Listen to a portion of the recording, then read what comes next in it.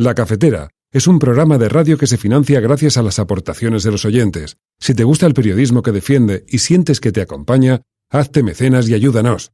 Infórmate en radiocable.com/mecenas. Egunon, eguardión, arratsaldeón, edo gabón, resistencia cafetera. Hoy siento que he saldado de una deuda conmigo mismo. Y hoy es el día que puedo decir con orgullo, ya soy mecenas de la cafetera. El otro día en el programa una chica decía que la cafetera era su refugio diario porque estaba en un trabajo donde las compañeras y compañeros eran muy competitivos y no podía hablar con nadie. Yo tengo la suerte de que hace poco me han cambiado de departamento en la empresa donde curro y tengo unas compañeras y compañeros excepcionales. Todas las mañanas ponemos la cafetera y escuchamos el programa en comuna. El ambiente es excelente, a pesar de las dificultades de cada día, pero trabajando en equipo siempre logramos superarlas. Creo que estoy creando más adeptos a la cafetera. Aprovecho para saludarles a todas y a todos mis compañeras y compañeras. Gracias, Mary Fer, y a toda la resistencia en general, por hacernos sentir parte de un proyecto común. Eskerrik asko. Agur.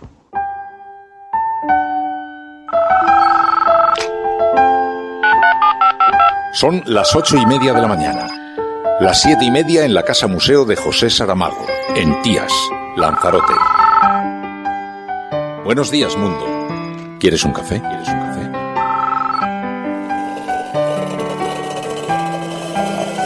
En el programa La Cafetera de Radio Cable. En una entrevista en Radio Cable. Durante 20 minutos en Radio Cable y dice todo lo que van a escuchar. Esta mañana en La Cafetera de Radio Cable. Radio Cable, que ha conseguido una auténtica primicia. Ha entrevistado esta mañana y ha conseguido situar esa entrevista y lo que le ha dicho en los titulares de todos los digitales. La Cafetera. Dirige Fernando Berlín. Con María Navarro. What the government cannot legitimately do is to resubmit to the House the same proposition or substantially the same proposition as that of last week, which was rejected by 149 votes.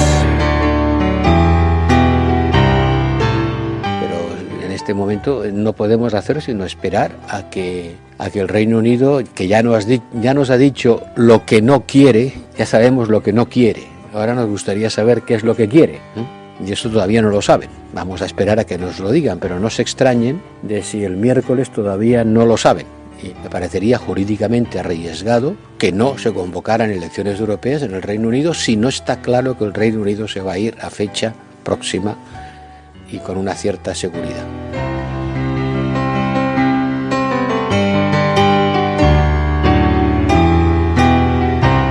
Yo creo que es uno de los hechos significativos, el silencio de Vox, pero no como resultado de sino como resultado de un planteamiento táctico, a mi juicio, muy inteligente. Porque no salen en nada, pero cada vez los sondeos le empujan. Sí, es así. ¿Cómo calificarías a Vox? ¿Derecha, extrema derecha, ultraderecha? Bueno, para mí es el franquismo. Quiero decirte, yo no quiero entrar en planteamientos técnicos, que se lo dejo a los expertos en política, que ellos sabrán cómo se disecciona ese producto.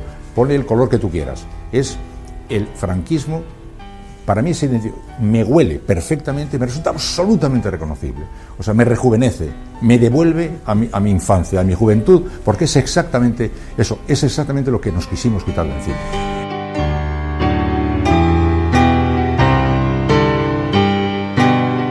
Por eso digo que estos son los enemigos de España, no son rivales, son enemigos de España. Y en el caso del señor Rejón es de los enemigos más peligrosos, porque encima pone buena cara, pone cara de niño pequeño. Este señor da peor compuesto que yo no entiendo. Estos son exactamente los más peligrosos de todos, porque ocultan su verdadera bilis, que es una bilis antiespañola, radical, izquierdista y tremendamente peligrosa para nuestro país, y que algún día deberíamos analizar si tienen derecho a estar en el juego político, los que no creen en la unidad de España y los que no renuncian al marxismo que tantos muertos ha dejado. La política necesita mucha serenidad, gente bien preparada, porque es muy complicado el Parlamento. Y después, bueno, el tema de los independientes, vale, hasta cierto punto. Cuando viene un problema, que vienen, y vienen duros, en los partidos hay cuestiones que necesitan que la gente se arme conjuntamente, espalda con espalda y brazo con brazo, porque las cosas son difíciles. Y los independientes tienden a hacer eso, muy independientes, por lo tanto, cuidado.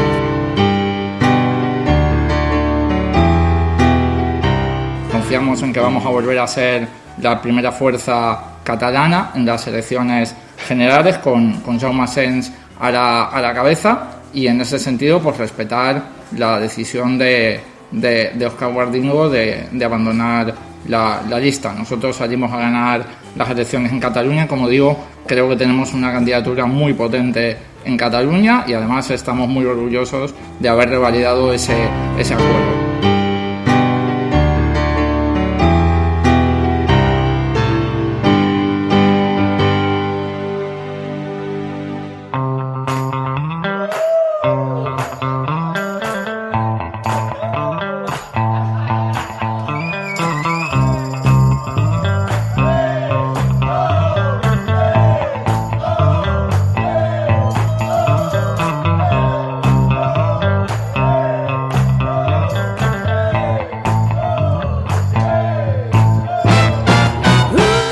Muy buenos días, bienvenidos, bienvenidas al 19 de marzo de 2019. Un día marcado por la tragedia en Utrecht, que se cobró la vida de 3 personas y provocó 5 heridos. Pero también tenemos la vista puesta en Mozambique, porque así nos lo hacía llegar Marta, oyente de este programa, que nos enviaba la información desde allí. Y es que un ciclón habría provocado la muerte de más de 200 personas y el presidente avisaba de que la cifra de fallecidos incluso podría alcanzar las 1000 personas. También en Indonesia las inundaciones han causado la muerte de al menos 77 personas en Papúa. Pero si nos vamos hasta el marco político internacional, nos encontramos con que el Brexit vuelve a centrar la actualidad. Esta vez, y como escuchabais al principio de la apertura, con una nueva línea roja al plan de May. El presidente del Parlamento británico ha advertido a May de que deberá presentar una propuesta para el Brexit diferente si quiere que el Parlamento la vote. Y mientras, Francia y España trabajan conjuntamente contra el vertido del Grande América, el carguero que se hundió tras un incendio con 2.200 toneladas de fuel.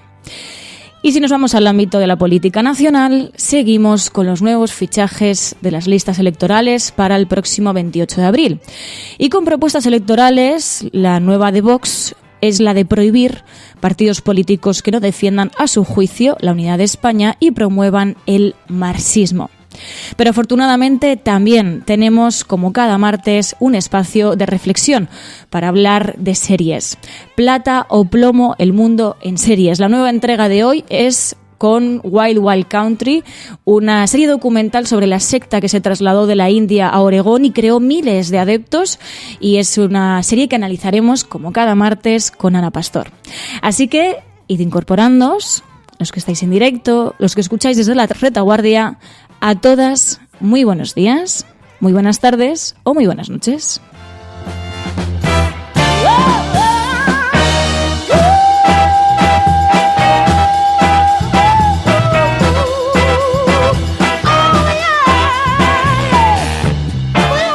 Y empezamos saludando a aquellas personas que os habéis levantado pronto, que estáis aquí en directo. Muy buenos días, Mamen. Dice, gracias por dirigir el programa. Bueno, aquí seguimos. Dani, Ayla, también por aquí tenemos a Olga, a David Quirós, Isabel, Alberto Martínez, Atisbo Futuro, Alberto, Enfermero Salesa también. Dice, habla también por aquí del cambio climático, de cómo lo estamos sufriendo. También estáis hablando por aquí de la tragedia en Utrecht. Bueno, de todos estos temas vamos a ir hablando a lo largo del programa. Veréis que, bueno, pues unos temas estarán en las portadas de papel, otros en las portadas de los digitales y otros esos temas que vosotros vais rescatando cada día para conformar la agenda de la cafetera. El hashtag para hoy, el hashtag que vamos a utilizar para comentar el programa es La Cafetera Ultravoces. Almohadilla La Cafetera Ultravoces. Hay que recordar además que programas como este son posibles gracias a las aportaciones económicas de mecenas como Gaizka, que lo escuchábamos al principio del programa. Muchísimas gracias de parte de toda la Resistencia. Así que, bueno, hechos los saludos, hechos los saludos de por la mañana, comenzamos.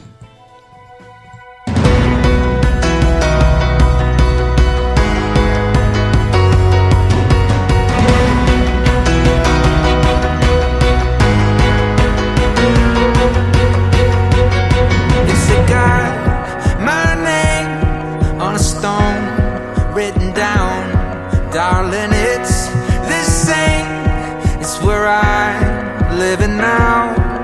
we always knew that the day would come, 'cause all we had was a spark, but one day.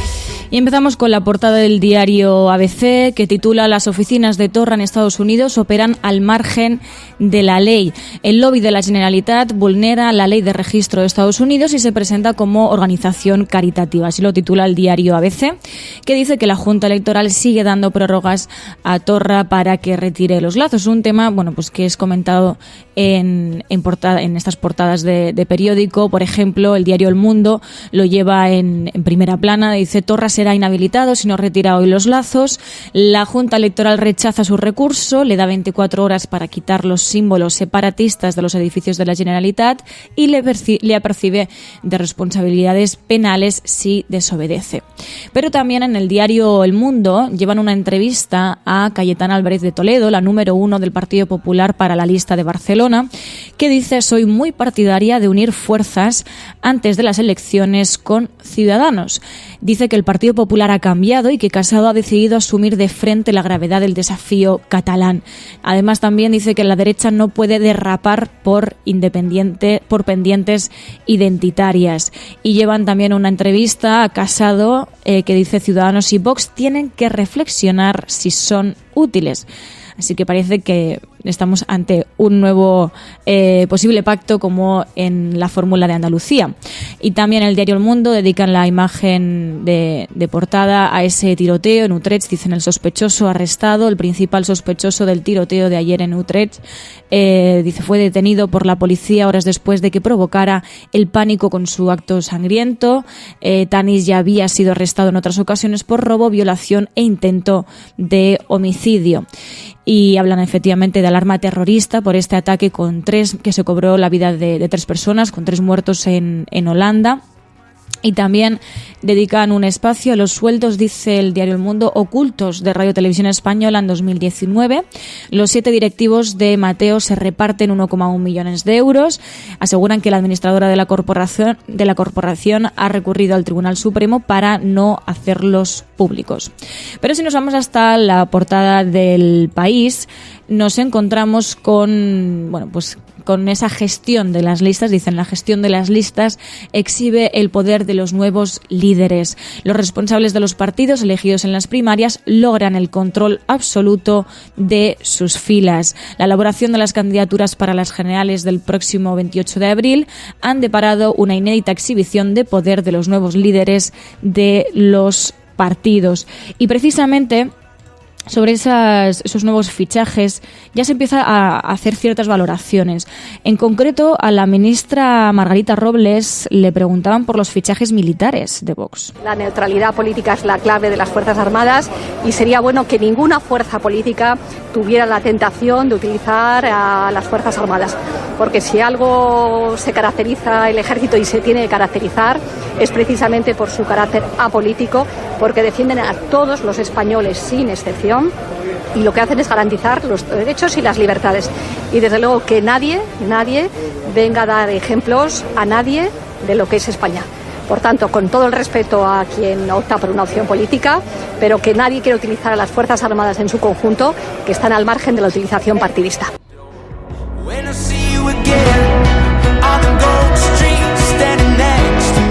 Y es que efectivamente Vox tiene esos fichajes militares, 2 exmilitares y un exparlamentario del Partido Popular. Son los nuevos fichajes de Vox de cara a las elecciones generales. El general retirado Alberto Asarta y el retirado teniente del Ejército del Aire Manuel Mestre son las nuevas incorporaciones a las listas electorales de Vox. Y no es el único fichaje anunciado, porque la formación de Abascal también contará con Ignacio Gil Lázaro, exdiputado del Partido Popular, que impulsó la investigación del caso Faisán. Pero también en esto hay que detenerse, porque el partido de Abascal también quiere llevar al Congreso a un pseudohistoriador negacionista y homófobo. Así lo aseguraba El País en su versión digital, y decía que Fernando Paz encabezará la lista del partido de Abascal por Albacete. Sobre el Holocausto dijo que, aunque es innegable la organización de matanzas de judíos está lejos de haberse fijado con precisión lo que verdaderamente sucedió y dijo que es un tema permanentemente bajo sospecha.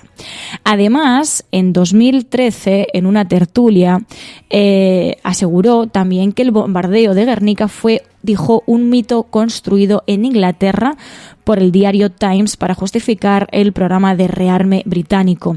Y ese mismo año, en el programa El gato al agua, además lo podéis recuperar porque hay un tuit, sigue estando el tuit, dijo que si mi hijo dijera que es gay, trataría de ayudarle. Hay terapias para reconducir su psicología. Así que este es el nivel de las nuevas adquisiciones del partido Vox. Y precisamente sobre Vox le preguntaban a Iñaki Gabilondo, lo contábamos ayer, y le preguntaban en el diario.es, que le hacían una entrevista al periodista Iñaki Gabilondo, y hablaba así de Vox. Casado, tenía que llamar pues, Casavox, ¿no? Porque se ha convertido en una especie de promotor del pensamiento de Vox, que sin necesidad de gastarse y sin necesidad de salir a una palestra que sabe que le va a ser realmente muy hostil porque tiene un montón de elementos de ataque, pues están perfectamente camuflados y viajan en carro, crecen y crecen y crecen y crecen sin gastar ni un poquito de nada. Su coche avanza sin gastar una peseta de gasolina, se la ponen los demás. Por tanto, yo creo que es uno de los hechos significativos, el silencio de Vox, pero no como resultado de una sino como resultado de un planteamiento táctico, a mi juicio, muy inteligente. Porque no salen en nada, pero cada vez los sondeos le empujan más. Sí, es así. ¿Cómo calificarías a Vox? ¿Derecha, extrema derecha, ultraderecha? Bueno, para mí es el franquismo. Quiero decirte, yo no quiero entrar en planteamientos técnicos, que se lo dejo a los expertos en política, que ellos sabrán cómo se disecciona ese producto. Ponle el color que tú quieras. Es el franquismo. Para mí me huele perfectamente, me resulta absolutamente reconocible. O sea, me rejuvenece, me devuelve a mi infancia, a mi juventud, porque es exactamente eso, es exactamente lo que nos quisimos quitar de encima.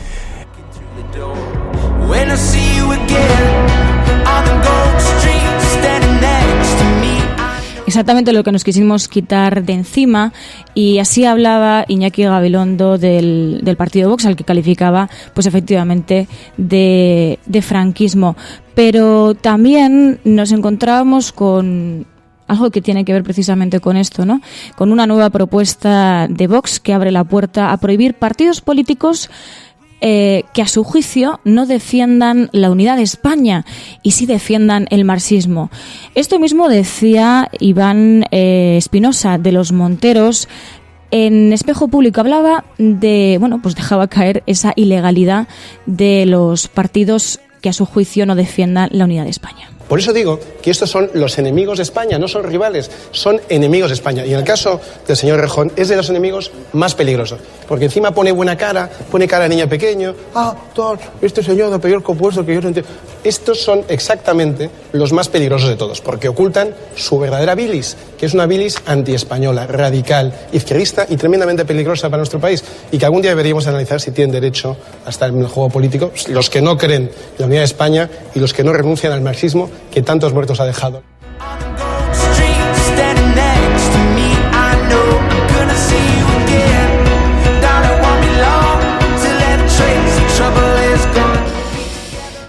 Y la polémica está servida, pero también nos encontramos con problemas internos entre las derechas. De hecho, Celia Villalobos es verdad que ha dejado la política, pero no deja de ser una ex líder del Partido Popular. Y le preguntaban por los nuevos fichajes, por esos fichajes independientes del Partido Popular, y se mostraba bastante crítica ahí en el programa de Espejo Público. Yo lo que me preocupa es que con el afán de los fichajes le vaya a pasar como al Real Madrid, a todos los partidos. Que muchos fichajes, pero ni en la Champions siquiera están, ni en la Liga, ni en nada. Vaya a ser que vamos a ver si tenemos un poquito de paciencia. Yo creo que, como he dicho siempre, yo creo que estos momentos de la política tan líquidas, tan fluidas, tan absolutamente tuiteras, no es bueno para el conjunto de los españoles. Yo creo que la política necesita mucha serenidad, gente bien preparada, porque es muy complicado el Parlamento. Y después, el tema de los independientes, vale, hasta cierto punto. Cuando viene un problema, que vienen, y vienen duros, en los partidos hay cuestiones que necesitan que la gente se arme conjuntamente, espalda con espalda y brazo con brazo, porque las cosas son difíciles. Y los independientes tienden a ser eso, muy independientes. Por lo tanto, cuidado.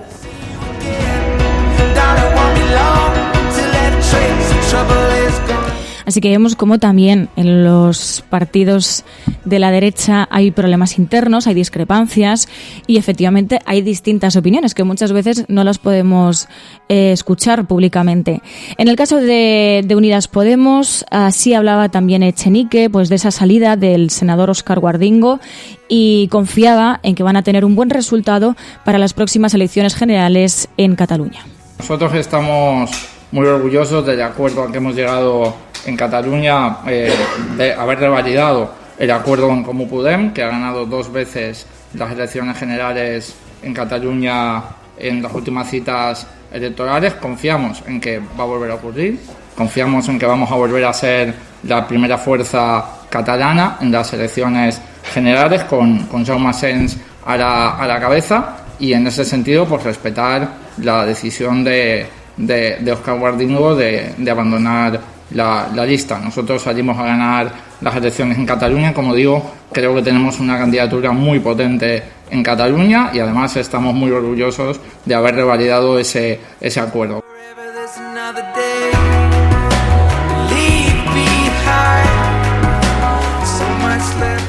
Bueno, pues así hablaba Pablo Echenique, así respondía a esa salida del senador y también un poco pues en las confianzas que tienen, en las esperanzas que tienen en sus resultados en las elecciones generales para Cataluña. Pero como decíamos al principio, no ocupa tanto así las portadas de papel, pero sí que es importante y además está en las portadas de los digitales. Es verdad que lo conocíamos prácticamente a última hora del día de ayer, las últimas informaciones relacionadas con el Brexit, y es que May deberá presentar una propuesta diferente para el Brexit si quiere que el Parlamento la vote. El presidente del Parlamento británico denegaba a Theresa May una tercera votación sobre su acuerdo si no hay, dijo, cambios sustanciales respecto al que presentó la semana pasada ante la Cámara, y lo escuchábamos así.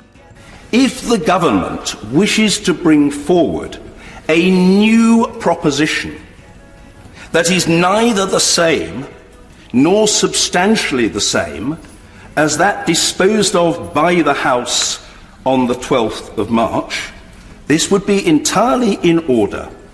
What the government cannot legitimately do is to resubmit to the House the same proposition or substantially the same proposition as that of last week, which was rejected by 149 votes.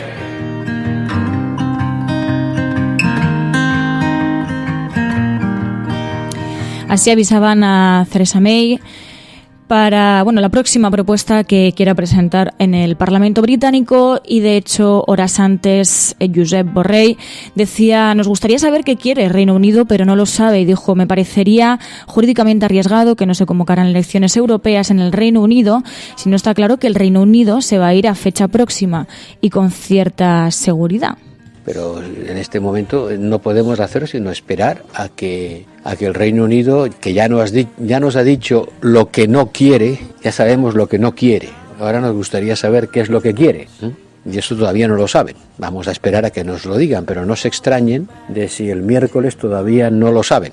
Y me parecería jurídicamente arriesgado que no se convocaran elecciones europeas en el Reino Unido si no está claro que el Reino Unido se va a ir a fecha próxima y con una cierta seguridad. Y lo segundo es que si de lo que se trata es de abordar otra negociación, pues lo razonable sería que el Reino Unido dijera sobre qué bases y por lo tanto modificara las bases sobre las que ha venido negociando hasta ahora. Porque si no se modifican las bases de la negociación, difícilmente otra negociación va a llevar a un resultado diferente al que ya hemos alcanzado.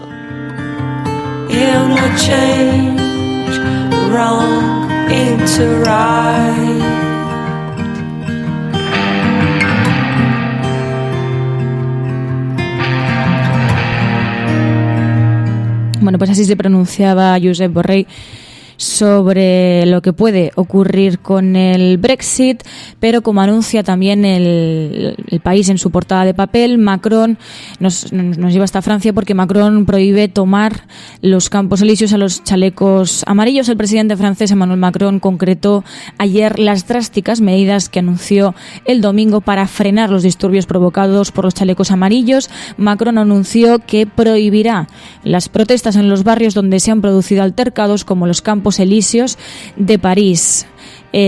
Así que esta es la nueva medida de Macron para intentar frenar esos disturbios. Veremos qué consecuencias y qué resultados tienen. Pero también en el marco internacional hay que tener en cuenta que nos encontramos con que Bolsonaro se encuentra en Estados Unidos para reunirse este martes con Donald Trump. El objetivo será sellar una alianza conservadora, fortalecer lazos económicos y militares y aumentar la presión sobre Venezuela. Se lo decía Deutsche Welle, y aseguraba que Bolsonaro dijo que por primera vez en mucho tiempo un presidente brasileño que no es antiestadounidense llega a Washington. Es el comienzo de una alianza por la libertad y la prosperidad como los brasileños siempre desearon. Así que atentos, porque Bolsonaro y Trump pueden ser un buen cóctel molotov.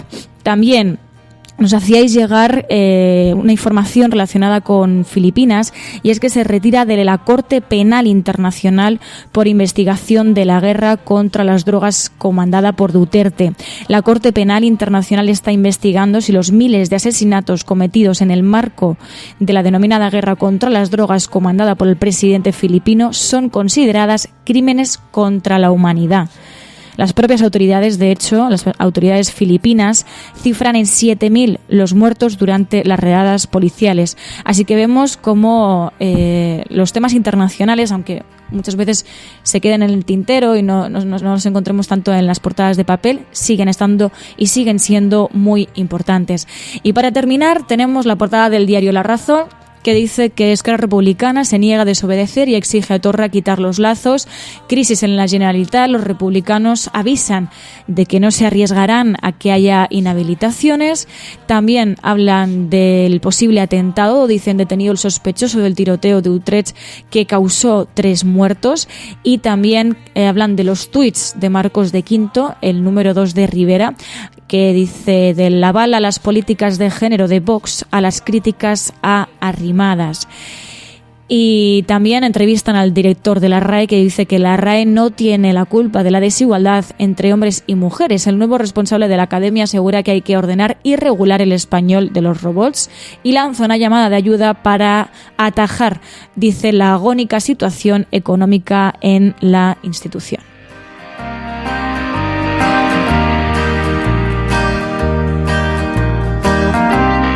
Muchos amigos, muchos compañeros, mucha gente que me aprecia, pero si mi corazón no anda, preciso un cardiólogo. Eso me lo da la sociedad. Y si mi auto se para en una esquina, preciso un mecánico, y eso me lo da la sociedad. Y preciso zapatos, y si no estuviera eso, andaríamos como un cuero. Seríamos una criatura insignificante, porque fue la sociedad que nos creó el instinto. Eso de pertenecer a una grey, aprender a cooperar entre nosotros y enfrentar las dificultades. Y esto es la construcción de la civilización. La civilización no es otra cosa que la solidaridad intergeneracional, que nos cae como un regalo cuando nacemos, pero nos cae con sus dolores, con sus amputaciones, con sus mezquindades también.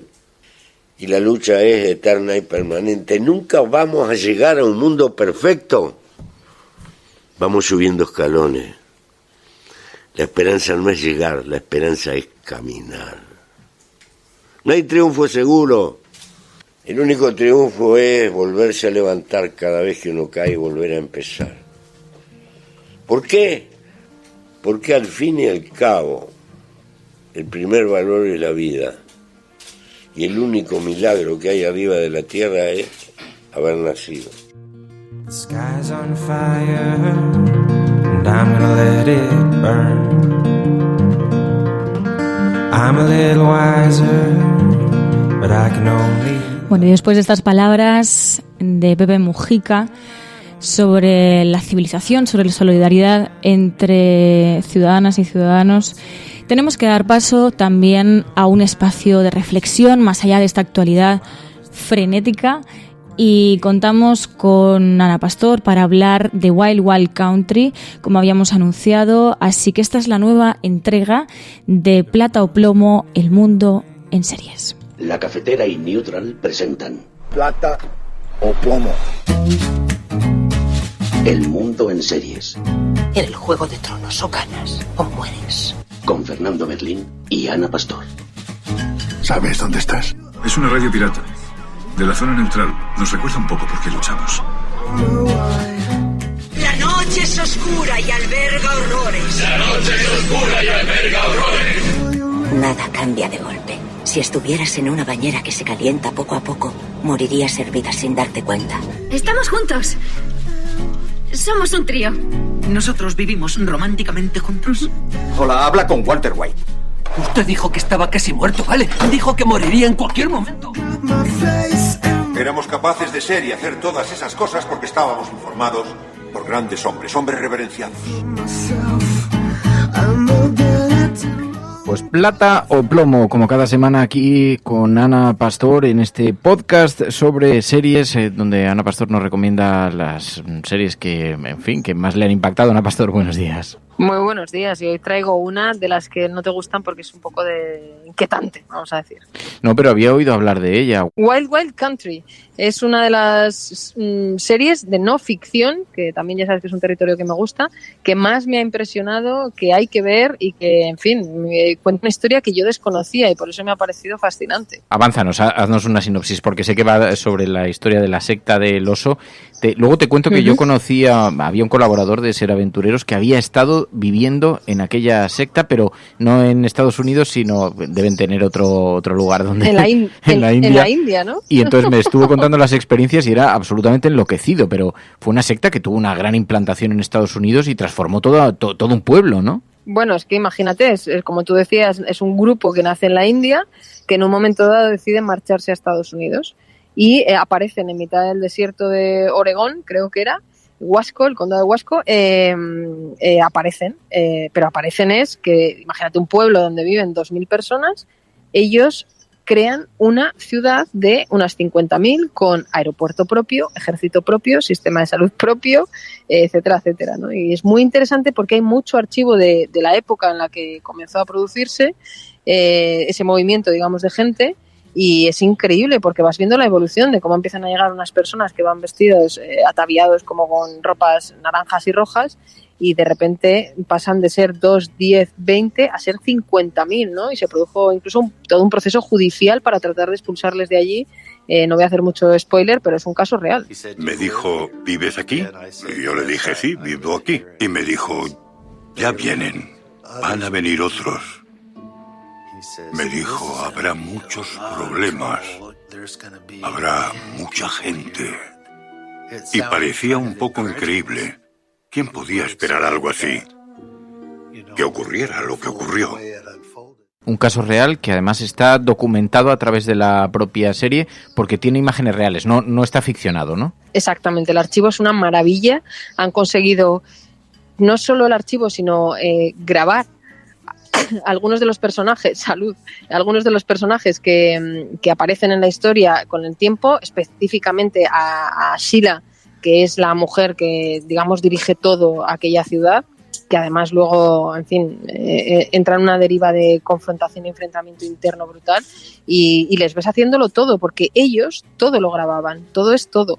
Las teóricas clases de yoga que luego se convirtieron en otra cosa, hasta, en fin, pues todas las clases que daban, cómo cuidaban a los niños, todo lo grabaron, y ese archivo está en el documental, y la evolución, ¿no?, de cómo ha pasado de ser un grupo, pues eso, que hacía meditación, a convertirse en otra cosa. En otra cosa, una secta. Son 6 episodios, es una sola temporada, es una serie que se emite, creo, en Netflix, ¿no? Sí, me parece que están varias plataformas ahora mismo, pero yo desde luego la he visto en Netflix. Y es una serie documental sobre el polémico indio gurú Osho, contado a través de los ojos de su asistente personal, ¿no? Eso es. Sheila es la persona que le acompaña desde el principio, es una mujer muy, muy joven cuando empieza, digamos, ese viaje desde la India hasta Estados Unidos. Es ella, de hecho, la que elige ese lugar, la que le convence para que esté allí, y luego además se produce un cambio muy interesante dentro. Ellos son gente aparentemente muy humilde, él es una persona con una barba muy larga, un señor muy mayor que solo lleva una túnica blanca, pero que se mueven en coches caros y que empiezan a mover mucho dinero, tienen incluso un banco propio y creo recordar que moneda propia, y cómo todo eso va desgastando a la propia organización, porque dentro empiezan a producirse rivalidades, ¿no? Como pasa en casi todas las organizaciones, y esta tenía también mucho de organización política, y bueno, eso se va viendo durante toda la evolución de la serie. Y lo que el gobierno nos decía, lo que nos decía nuestra cultura, no era exactamente lo que ocurría.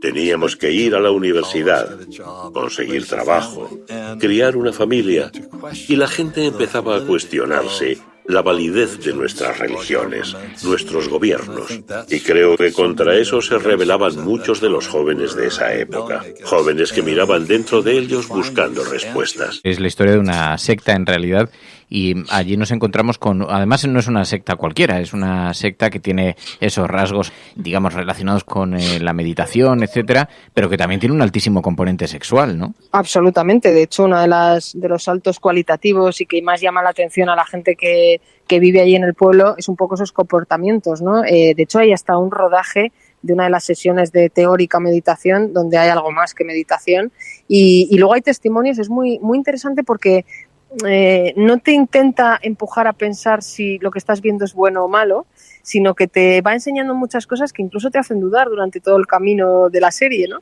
En el tema sexual también te indica, bueno, pues oye, si ellos quieren tener la vida que tienen ahí dentro, pues es su problema, ¿no? Pero claro, empieza a enseñarte cosas que te indica que quizá no hay un funcionamiento interno normal de la organización o de la ciudad que han creado. Pero me gusta eso, ¿no? Que hay momentos que dudas de si te los están pintando como si fueran ogros y no lo son, o lo contrario, si te están vendiendo que solamente gente que quiere cuidarse y resulta que son otra cosa, ¿no? Pero hay escenas y hay momentos muy, muy, muy heavies. El típico gurú lo rechaza todo lo material, toda la sexualidad. Antes, eso funcionaba. Se vendía bien. Bien, pero ahora estamos en una época moderna. Bhagwan atacaba todo eso. Podía ser espiritual sin rechazar nada. No sé ahora mismo si Osho como tal, si esa comunidad existe todavía o en qué, o de qué naturaleza es ahora, ¿no? Bueno, la que creó aquel movimiento, que hablamos de los años 70 y 80, no solo quedó disgregada, bueno, aparte de que Osho falleció y eso también se ve en el documental, sino quienes lideraban detrás de Osho todo el movimiento, como te decía, acabaron enfrentados, pero es que acabaron enfrentados con la justicia. O sea, la propia Sila y otra gente que sale en el documental acabó enfrentándose a procesos judiciales y a cárcel, incluso a la expulsión del país, pero es que se les incluso acusó, y esto sale el juicio y es una cosa muy muy interesante que yo desconocía, porque se les acusó de un ataque bioterrorista. Hubo, me parece, una intoxicación de 800 personas, no sé cuánto, en un buffet de ensaladas en restaurantes de la zona de donde ellos estaban, y se les acusó a ellos de ser los responsables para acabar con la gente de la zona. El enfrentamiento, imagínate, de los 2.000 habitantes o los que fueran de ese lugar, que ven que se les implanta una ciudad de otros 50.000 que hacen cosas un poco extrañas, y están también en el documental. Tú les ves en los años 80, esas familias que vivían allí, en los ranchos típicos de la zona, y les ves ahora hablando de cómo lo vivieron en aquel momento, incluso al fiscal que llevó todo este proceso judicial. Sigue habiendo comunidades entregadas a él y a sus enseñanzas en América del Sur, en Europa y en Asia. Las ediciones de sus libros crecen muchísimo. Lo han publicado en unos 50 idiomas. Hubo unos 1.000 contratos editoriales nuevos el año pasado. Hay jóvenes que van hacia Pune hoy. Van a aprender sus meditaciones y a bailar en el Salón Buda. Su trabajo, sus enseñanzas seguirán vigentes. Te decía antes, yo conocí Chema Rodríguez, que es un experto en viajes, que ha escrito mucho sobre viajes en un montón de revistas y de medios de comunicación, y es colaborador de Ser Aventureros, y nos contó una vez en el programa de Ponseti, en la SER, y nos contó Chema Rodríguez que había estado en la secta india, pero que estuvo viviendo, y entonces que tenías, no recuerdo muy bien si depositar la ropa nada más entrar, y entonces a partir de ahí te iban eligiendo como parejas al azar. tiene un relato bien apasionante sobre Oye, aquello. pues igual hay que llamarle otro día para que nos cuente si lo que el documental retrata es así o no. Pero la verdad es que, como tú decías, en el impacto que supone a cualquier localidad, fíjate que yo creo que yo estoy todo el rato diciendo 2.000 personas y creo que es mucha menos la población que tenía, que quizá eran centenares, ni siquiera miles. Y aparecen ellos y crean esta ciudad. Hay un momento muy, muy interesante en el que tratan incluso de meter en las instituciones del pueblo. Crean su propio ayuntamiento, como ven que eso al principio es difícil, intentan copar en una votación las instituciones del pueblo, ¿no? Para gobernar todo el pueblo, incluidos a los que ya estaban allí, ¿no? Bueno, digamos que es la historia de una lucha de poder interno, porque en la propia secta se produce, y una lucha de poder frente a la localidad y frente al propio gobierno y la justicia de los Estados Unidos. Pues Wild Country es la recomendación de esta semana de Ana Pastor, y además estoy viendo en la red, dicen, hágase un favor, vea usted la serie Wild Country, porque es verdad, todo el mundo que la ha visto ha quedado muy impactado. Pues nos quedamos con la recomendación. Gracias, Ana Pastor. Pues ya la comentaremos. Muchas gracias, nos vemos la próxima semana. El mundo en series. En el Juego de Tronos, o ganas o mueres. Es algo que todos sabemos de algún modo, pero que puede que nadie te haya explicado nunca. Si tú a tu hijo antes de una carrera le dices, te vas a caer, tú no vales para esto, ese niño se va a caer. No hay más opciones, porque le has hecho creer que es posible. Y hay algo que le empuja a cumplir la profecía. Pero si en lugar de eso a ese mismo niño le dices, corre, vuela, no te detengas, y si te caes, aquí estoy para levantarte, ese niño jugará mejor que si nunca le hubieras dicho nada. Hay una responsabilidad ineludible en cómo hablamos, en cómo tratamos a los demás, porque nuestras palabras tienen un poder más grande de lo que nunca hubiéramos imaginado. Cada día tienes la opción de cortar las alas de los demás, hablando del miedo y de la incertidumbre. O puedes dejar que tus palabras les empujen hacia sus metas, confiando en la capacidad infinita que hay dentro de todo ser humano. Se conoce como efecto Pigmalión y funciona en cualquier momento de nuestras vidas.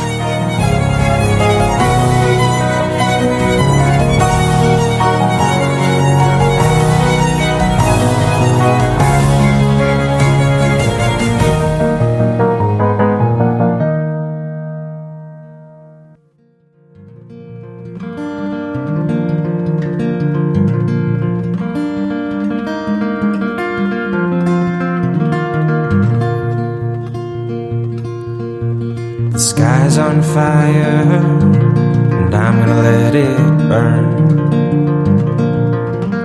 I'm a little wiser, but I can only learn. I don't know why, I don't know when. Maybe when I get back, I'll tell you that I still don't know. Bueno, pues una vez hemos respirado aire fresco con ese Plata o Plomo, el mundo en series, pasamos a analizar también algunos temas que se han quedado en las portadas de los digitales y que también conviene destacar. En el caso de Infolibre llevan una información en portada, en exclusiva dicen que una fundación pública de Madrid gastó bajo el gobierno de Esperanza Aguirre 1 millón en 8.500 encuestas sociales imposibles de rastrear, así lo asegura Infolibre, y dice que la Fundación para el Mecenazgo, que tuvo a Santiago Abascal como gerente en 2013, declaró como gasto el trabajo de campo para un estudio sobre dependencia cuyo avance se presentó en vísperas de las autonómicas de 2011. Dicen que ni hay ficha técnica ni se sabe quién hizo el sondeo, mientras que la Comunidad de Madrid guarda silencio sobre esos interrogantes tras 2 meses de peticiones de información por parte de Infolibre. Un periódico, un medio que también publica que, bueno, pues dice así quiere plantar cara a la Unión Europea a la desinformación en periodo electoral. Y entonces en esta información explica que Bruselas lanza el sistema de alerta rápida para proporcionar alarmas sobre campañas de desinformación en tiempo real a través de una infraestructura tecnológica específica. Los países adheridos al sistema, como España, organizarán campañas específicas para el público y cursos de formación para los medios, para sensibilizar a la opinión pública sobre los efectos negativos de la desinformación. algo que nos va a venir muy bien. Pero también sectores del Partido Popular critican el fichaje de Álvarez de Toledo y creen que su discurso sobre el catalán llevará a perder votantes en Barcelona. Pablo Casado se revuelve contra quienes le critican por haber hecho limpieza de marianistas en las candidaturas, defiende su legitimidad por haber sido el claro ganador del Congreso Extraordinario de julio, y dirigentes del Partido Popular se preguntan si Álvarez de Toledo dejará la silla del Partido Popular vacía en debates con sus rivales políticos, si estos tienen lugar en catalán o si en cambio acudirá y hablará en castellano. Bueno, esto es una polémica que se creó por unas declaraciones que hizo Cayetano Álvarez de Toledo y que incluso dentro de su propio partido fueron bastante criticadas. Pero si nos vamos hasta la portada del diario.es, nos encontramos con la información que analiza esas propuestas de legalizar partidos o de limitar las lenguas cooficiales. Dice, un bloque constitucionalista que choca con los consensos del 78. PP, Ciudadanos y Vox se consideran los únicos partidos constitucionalistas, mientras plantean propuestas que chocan con la propia Carta Magna. Las formaciones de Casado y Abascal han propuesto ilegalizar partidos en función de las ideas que defienden en su programa electoral. Los de Albert Rivera están inmersos en una lucha contra las lenguas cooficiales, protegidas por la Constitución y los estatutos de autonomía. Así que vemos cómo el autoproclamarte como constitucionalista no significa que defiendas la Constitución, sino que incluso puedes hacer discursos en contra de ella. Pero también en el diario.es dedica un espacio al año de Abascal al frente de una fundación pública, 82.000 euros de sueldo y ningún proyecto realizado. Así lo titulan en el diario.es, que dicen que la Fundación para el Mecenazgo y el Patrocinio Social, dirigida por el líder de Vox en 2013, no consiguió ninguno de los patrocinios ni las donaciones previstas, pese a que recibió subvenciones de la Comunidad de Madrid de 183.600 euros para lograrlo. Una información que va también al hilo de esa información de la que hablábamos de Infolibre. En el diario.es aseguran que la Fundación de Abascal intentó sin éxito que IKEA amueblara un local para abrir una unidad de acogimiento familiar o que los bancos usaran sus bolígrafos corporativos para patrocinar el Instituto de la Familia y el Menor. Y que los documentos presentados tras la extinción de esta fundación, a los que ha tenido acceso el diario.es, revelan que solo logró un objetivo: mantener una beca de periodismo en una agencia a cambio de reportajes sobre la actividad social de la Comunidad de Madrid. Así que una fundación sobre la que se están haciendo varias investigaciones porque, tienen motivos para hacerlas. Y además también, al hilo del caso de Cifuentes y la Rey Juan Carlos, también el diario.es hace ese seguimiento. Dice que un informático de la Rey Juan Carlos es el cuarto imputado por la querella de Cifuentes contra los periodistas del diario.es. El informático de la Universidad Pública, Javier Pérez, es el cuarto investigado de esta pieza, junto a un profesor y los periodistas del diario.es, Ignacio Escolar y Raquel Ejerique. El caso lo inició Cifuentes, que se creyó en abril de 2018 por un delito de revelación de secretos tras la publicación de la exclusiva que acabó con su dimisión, dicen, y Javier Pérez declarará por petición de la Fiscalía que ha solicitado su testimonio para indagar en el origen de esa información después de que Ignacio Escolar y Raquel Ejerique se negasen a revelar sus fuentes. Y si nos vamos hasta la portada de Público.es, se detienen en un tema que no es un tema político, pero no es menos importante. Las futbolistas de élite llenan el Wanda, pero no llegan a fin de mes. Efectivamente, llenaron el Wanda y esto ha llevado a que se ponga el foco sobre las condiciones de precariedad en las que se encuentran. Las más de 60.000 personas que este fin de semana abarrotaron el Wanda Metropolitano para ver un partido de la Liga Femenina de Fútbol entre el Atlético de Madrid y el Barcelona hicieron historia. Dicen que es la primera vez que tal cantidad de aficionados se reúnen en un mismo estadio para contemplar un partido de fútbol de la Liga Femenina.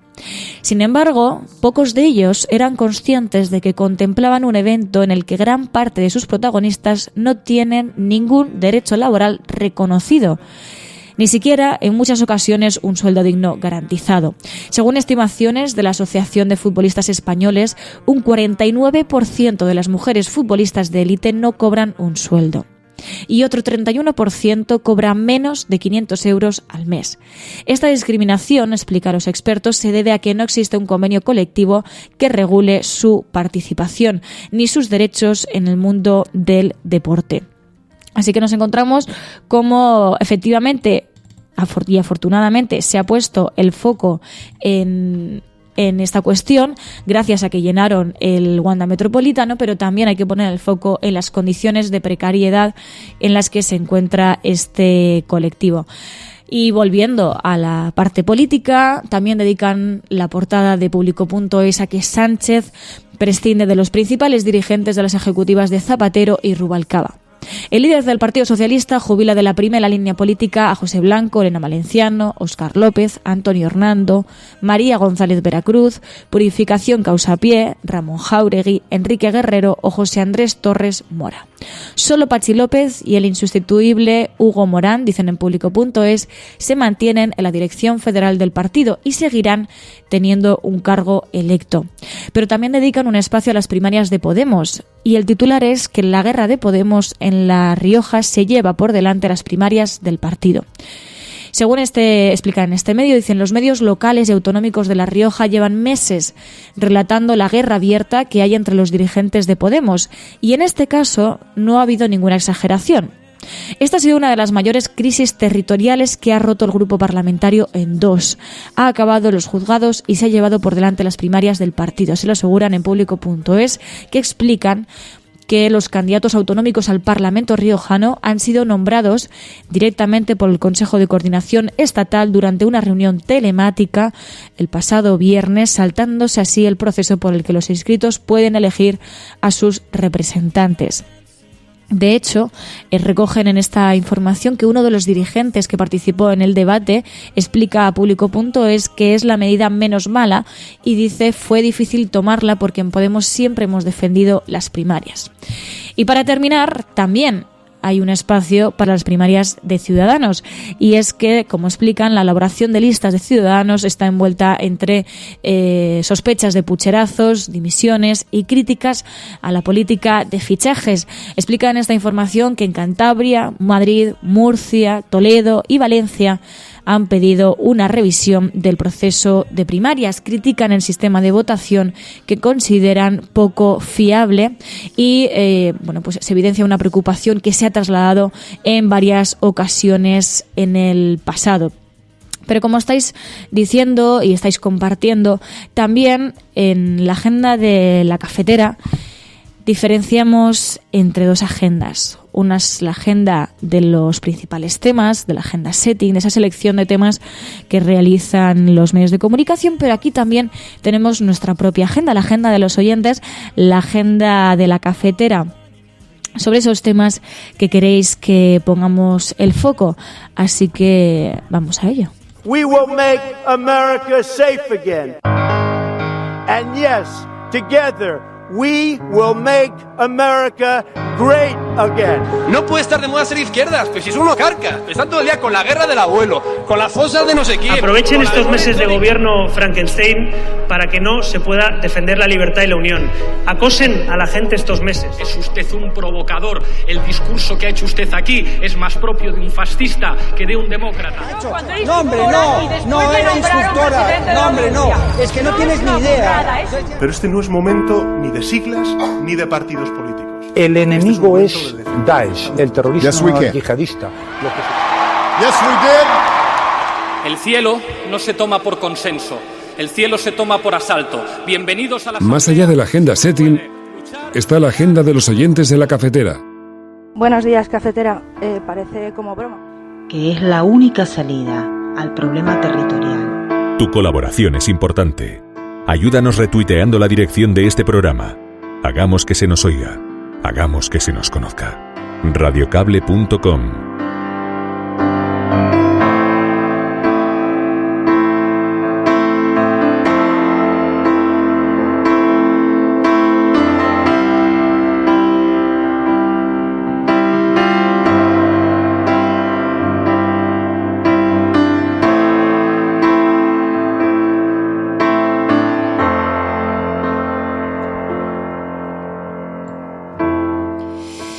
Y en la agenda de la cafetera nos recordabais que se cumplen 3 años del acuerdo entre la Unión Europea y Turquía.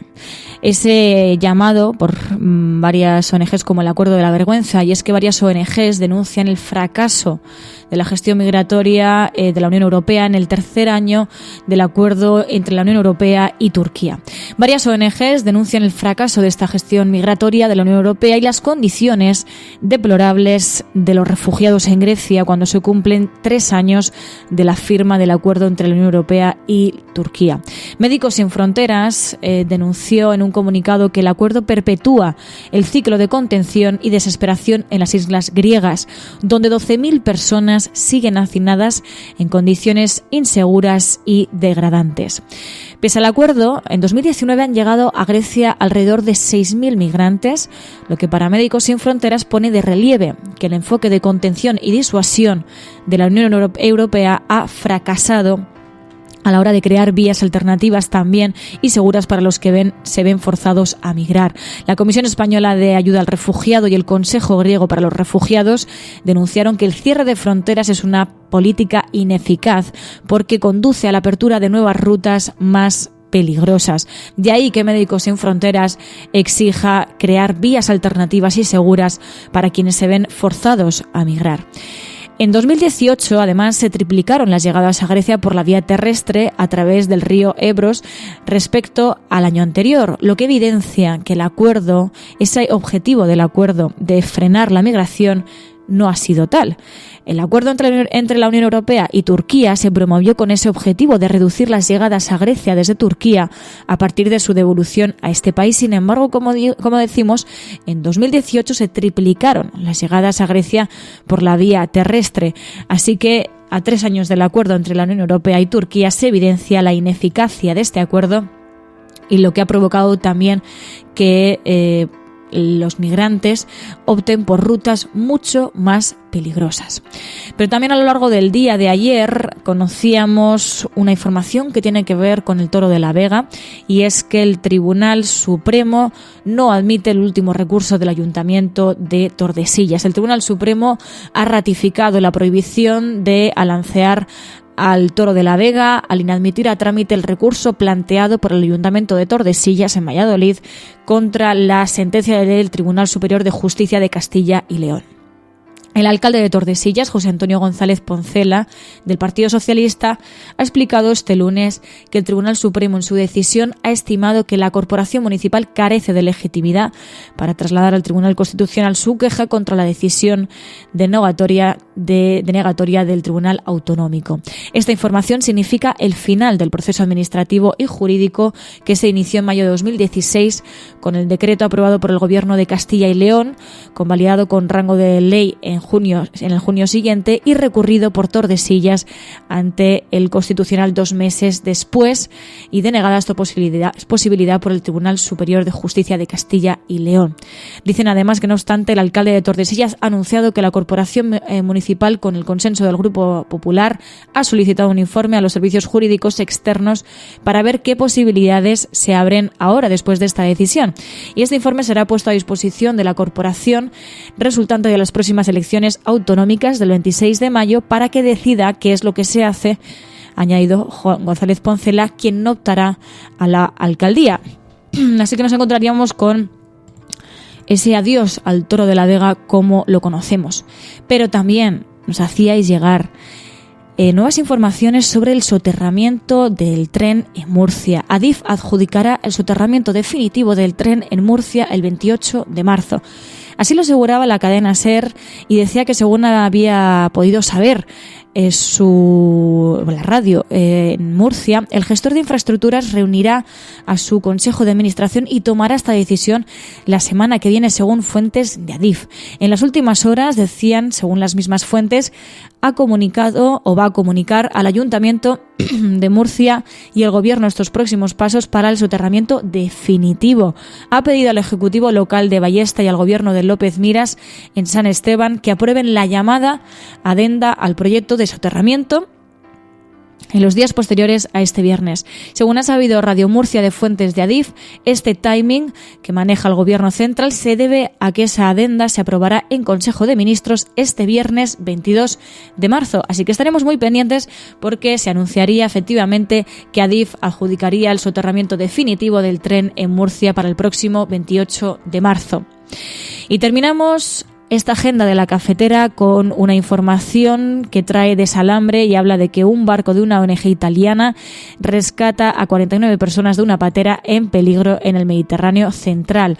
La nave Mare Jonio de la misión Mediterranean Saving Human ha rescatado a medio centenar de migrantes, 12 de ellos menores, a bordo de un bote de goma en apuros, según anuncia la propia organización. La embarcación se dirige ahora a aguas de Lampedusa y ha solicitado puerto seguro a las autoridades italianas. Se trata de la primera misión de salvamento organizada íntegramente en Italia, puesta en marcha el pasado mes de octubre. Así que nos encontramos con estas informaciones de la agenda cafetera que nos hacíais destacar esos 3 años del acuerdo entre la Unión Europea y Turquía, ese adiós al Toro de la Vega, esa bienvenida al soterramiento del tren de Murcia para el próximo 28 de marzo y también un nuevo rescate en el Mediterráneo central.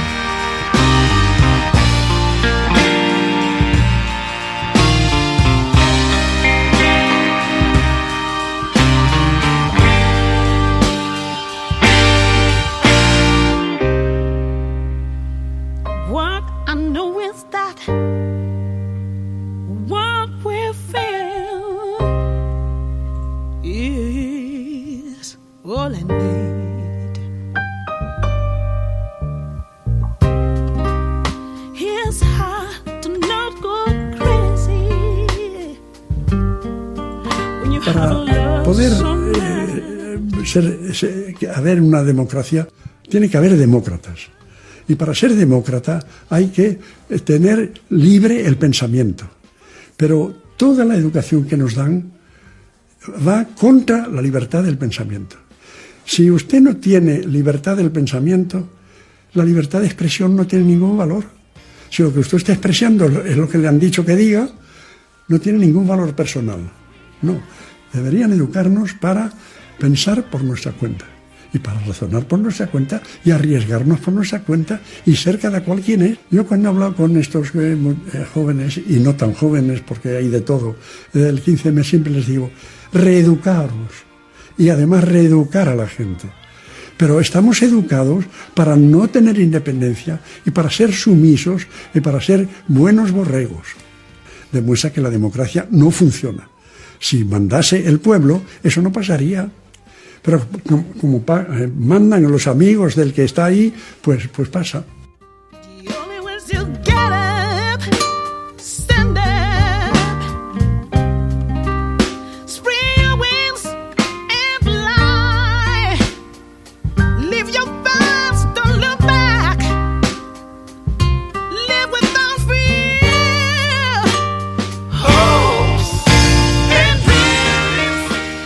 Pues así escuchábamos a José Luis San Pedro y precisamente unas palabras que comentabais por aquí por el chat.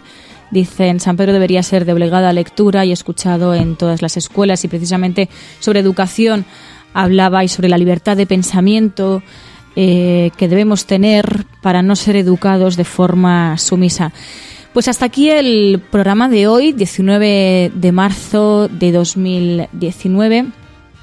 Y como ya veo que me quedo sin voz, creo que voy a abandonar el barco. y simplemente quería daros las gracias por estar aquí una mañana más, a quienes estáis en directo, pero también a quienes estáis en la retaguardia. No nos olvidamos de vosotros, de aquellas personas que escucharéis el programa, o bien mientras volvéis del trabajo, incluso mientras a lo mejor estáis haciendo deporte en el gimnasio, o mientras despedís el día por la noche. A todas, muchísimas gracias por seguir ahí.